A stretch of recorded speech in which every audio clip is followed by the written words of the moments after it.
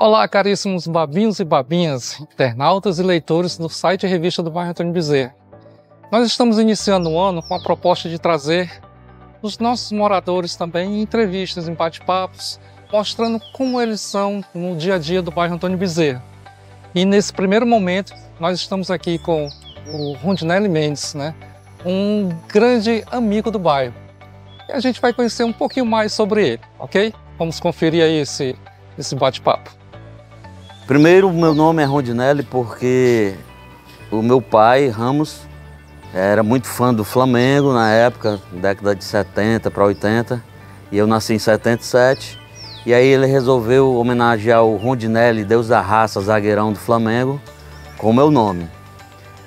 Nasci em 77, 14 de julho de 77, e aí morei em várias ruas aqui do Antônio Bezerra, predominantemente na rua Hugo Vitor, mas vivi muito parte da minha infância na rua Vale Costa, a famosa rua da feira do Antônio Bezerra, onde ali fiz vários amigos, jogava futebol todo dia. Na época não tinha nem saneamento, nem calçamento, nem asfalto, e ali eu aprendi a conviver com meus amigos, muito por causa da bola, A bola, eu quase que nasço com a bola, porque sou fanático, apaixonado pelo futebol. E então fui crescendo ali na rua Vale Costa, e depois vim morar na rua Hugo Vitor com meus avós, meu eterno amor Didi, Edgar Mendes, que todo mundo conhece, e a minha avó Eridan, que hoje tem 87 anos. O meu avô já faleceu, já está com 6 anos. E sou filho do Ramos, que já citei, e da meu eterno amor também, a Ieda, que faleceu agora recentemente, dia 2 de outubro, Essa guerreira que está eternamente no meu coração. O que mais marcou sua infância e juventude até aqui?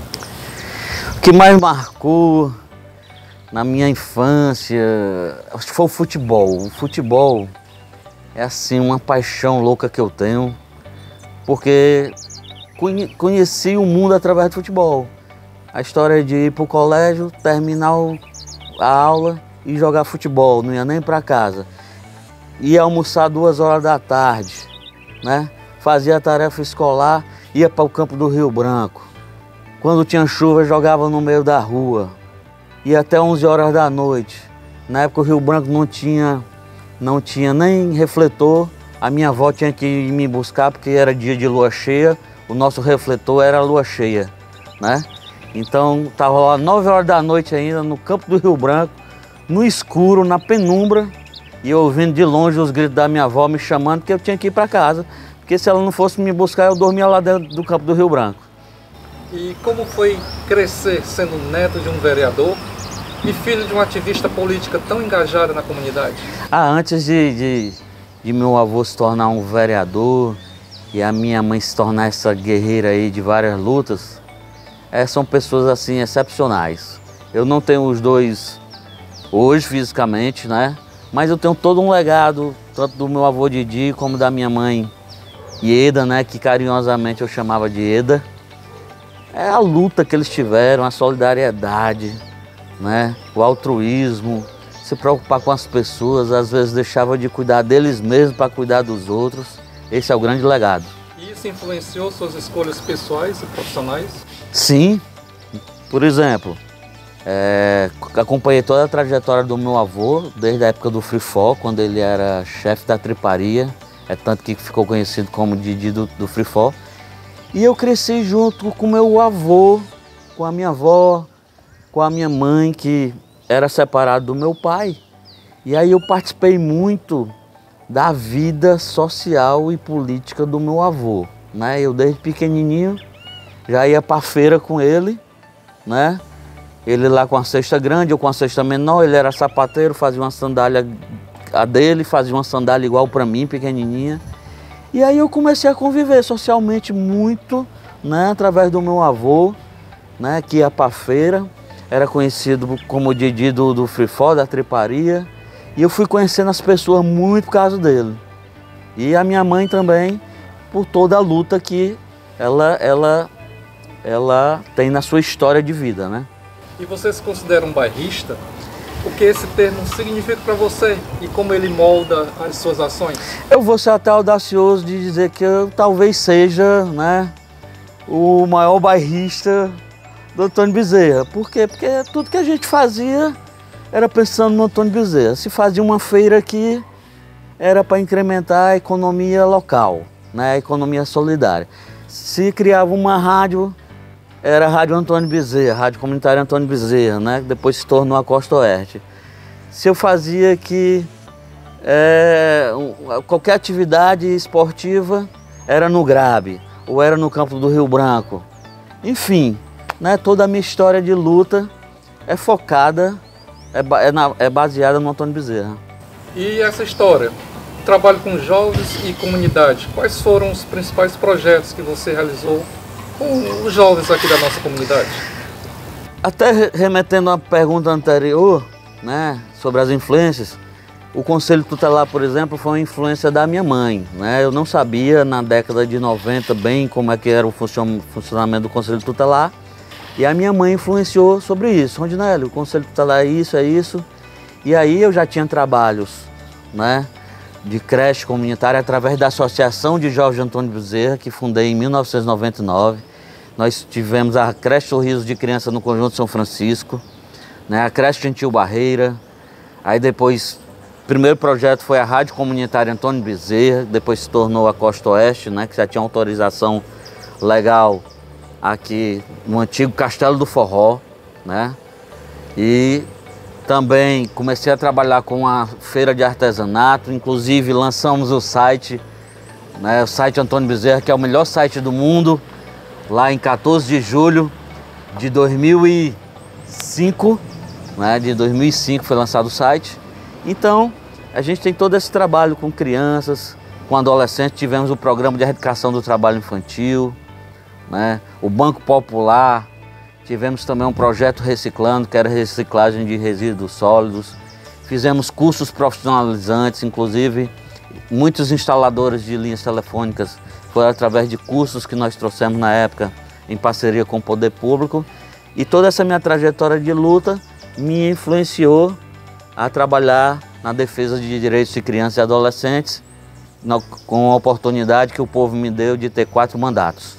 E na sua visão, quais são os principais desafios enfrentados pelos jovens do bairro hoje e como eles poderiam enfrentá-lo? Eu acredito que o jovem, para ele não ficar na geração nem estuda, nem trabalha, ele teria que, ao sair já do ensino médio, ele já ter realmente um caminho a seguir, certo? Como as escolas hoje, né, estão focando muito na profissionalização, e aí eles têm a oportunidade lá na escola integral de já direcionar o potencial, a vocação que cada um tem. Eu acredito que projetos, né, que bolsas de incentivo, que eles possam, assim que sair do ensino médio, já executar o que eles escolheram como futura profissão, eu acho que não vai ficar esse vácuo entre o ensino médio e a iniciação profissional. Então eu acredito que realmente projetos como nós encaminhamos como conselheiro tutelar, né, o primeiro passo, né, para trabalhar na iniciativa privada ou no poder público, eu acho que são fundamentais para que o jovem não só se profissionalize, comece a ter renda também, porque com a renda ele vai ficar estimulado para dar passos mais importantes. Sobre a rádio, quais eram os temas mais recorrentes nos programas que você apresentava e como era a interação com os ouvintes? Nós tínhamos na rádio comunitária, né, que, como falei, era a Rádio Antônio Bezerra, e depois nós assumimos a direção da Rádio Comunitária Costa Oeste. Nós tínhamos programas voltados realmente para a comunidade. Eu fazia lá o programa Rondinelli em Ação, em que nós levávamos a população para dentro do programa. Quem fazia o programa era a própria população, como? Através de reivindicações, de um buraco na rua, né? A história toda também da transformação do Buraco da Vergonha, que o site do bairro também foi protagonista, certo? Nós começamos tudo pela rádio comunitária, né? Nós mobilizamos as pessoas, nós fizemos com que as pessoas comprassem a ideia de que uma rádio pode transformar uma comunidade. E aí fizemos várias ações, a sinalização da Avenida Mister Hall devido ao número de acidentes, né? A transformação do buraco foi fundamental para reabrir a Rua Perdigão Sampaio, o comércio local, né? O transporte das pessoas do lado norte para o lado sul da cidade, do nosso bairro, né? Enfim, tudo isso foi importante na história da rádio, da rádio comunitária. Você foi candidato a vereador várias vezes e também foi eleito conselheiro tutelar diversas outras vezes. O que motivou essas candidaturas e o que você aprendeu com essa experiência? O que motivou as minhas candidaturas ao conselho realmente foi todo esse trabalho que eu já tinha, né? Eu aprendi que o conselheiro tutelar, ele tem que ouvir bastante aquele sofrimento daquela criança, daquele adolescente, daquele pai, daquela mãe e fazer os devidos encaminhamentos através da lei federal, né, que é o Estatuto da Criança e do Adolescente, certo? Então, isso foi o principal motivo para eu entender que a criança e o adolescente, eles têm que ser ouvidos e a partir dessa escuta a gente direcionar através das requisições, né, e dos programas de suporte. Como é que você vê a política no bairro hoje e quais as mudanças acredita serem necessárias para melhorar a qualidade de vida dos nossos moradores? Eu me candidatei 3 vezes a vereador, fui eleito 4 vezes conselheiro tutelar, meu avô foi eleito 3 vezes vereador e a gente já tem toda essa história, né? Mas eu acredito que Antônio Bezerra, né, poderia ser bem melhor, poderia ser mais desenvolvido, até porque em 1999 nós fizemos o plano de desenvolvimento do bairro Antônio Bezerra, né, que foi na escola Antônio Bezerra, e ali foi um documento importante para o crescimento do nosso bairro. Algumas coisas aconteceram e realmente tem a participação, né, de todos os vereadores que já lutaram aqui pela nossa região, certo? Mas eu acredito que nós precisamos avançar mais, o bairro pode se tornar comercialmente melhor, certo? Nós temos vários equipamentos públicos aqui importantes, né, que atendem a demanda do bairro. E aí, por último, nós temos um aparelho público importante, que foi a nossa luta de transformar o estádio Antônio Bezerra em areninha, né? Um equipamento importantíssimo, tanto para o esporte como para a economia local. Que mensagem você deixa para os moradores do bairro, especialmente para os jovens que desejam fazer a diferença na comunidade? Eu acredito que cada jovem tem um potencial, certo?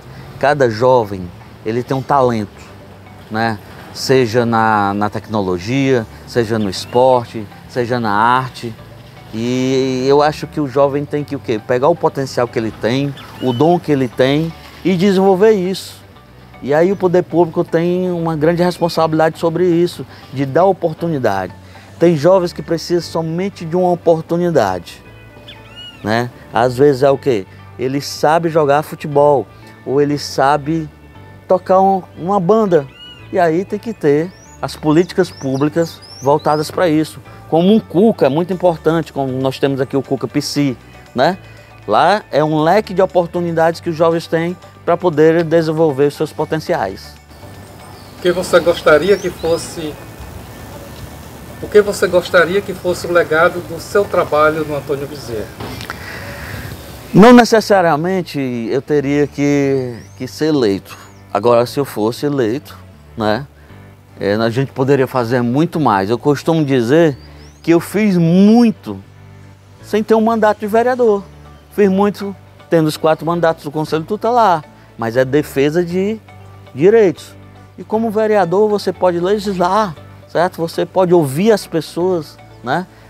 Ouvir a cidade toda, fazer as assembleias, né? Fazer um mandato participativo, né? Ouvir as demandas e lá na tribuna da Câmara, que é um espaço importantíssimo para a cidade, e desenvolver esses projetos, né?